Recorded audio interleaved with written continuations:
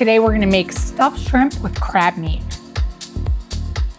To get started on making our stuffed shrimp with crab meat, we're gonna start with shrimp. So these are U12 shrimp, nice and big. We need about 12 to 16 of them, whatever you have there. So devein them, clean them, stems, their tails still on, and we're going to butterfly them.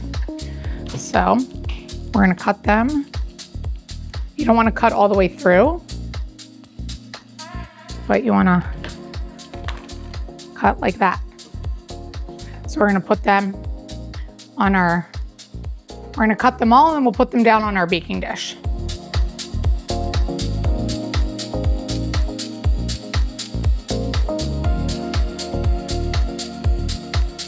So now we've butterflied all our shrimp. I'm gonna put a little olive oil on our baking dish. I have preheated the oven, 375. So we're gonna arrange our shrimp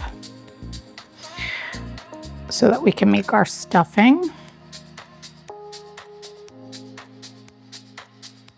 So we have our shrimp all ready, and we're gonna just season a little salt and pepper on the shrimp.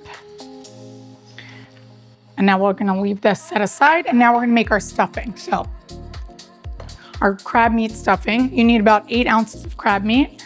So this is 16 ounces. I'm just gonna use half this can. Put that one in there. And we're gonna do melted butter, 2 tablespoons of melted butter, half a cup of breadcrumbs. We're gonna do juice from half a lemon, a whole egg,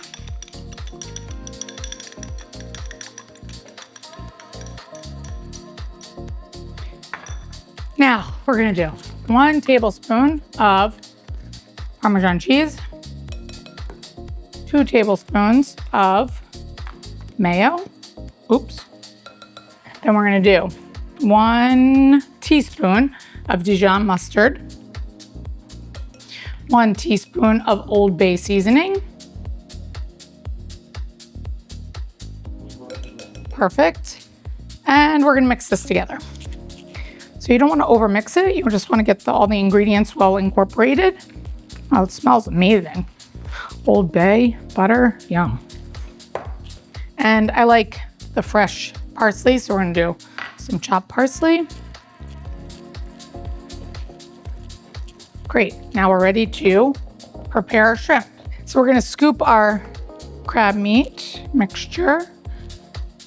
I'm using this small ice cream scoop, and we're gonna put it right here on our stuffed shrimp.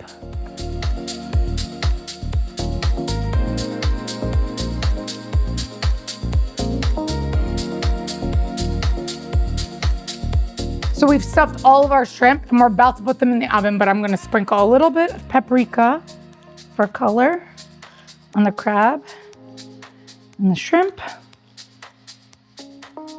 And we're gonna cook them in our preheated oven. Look at that.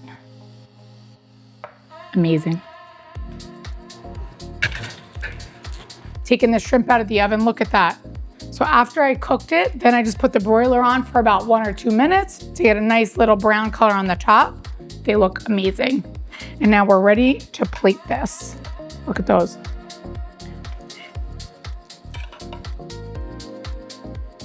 This is a great any time of the week dinner, but for those nights that if you are doing a special dinner, a special occasion, I don't know if you ever plate dinner at home or if you're doing a nice special dinner, this is perfect because this is like perfect portion.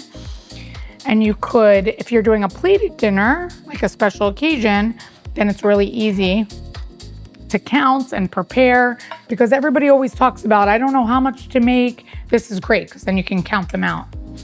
This dish is also awesome because it can really go winter or summer. It's not really like a specific dish that you have to make in a time of year. You can make this winter, summer, spring, fall, all year long. Look at that. For this recipe, visit nikkikleckis.com and check out my website. I have tons of recipes on there. Dinner ideas, side dishes, desserts, cocktails, you name it, we have it. So check it out for your next dinner or family gathering.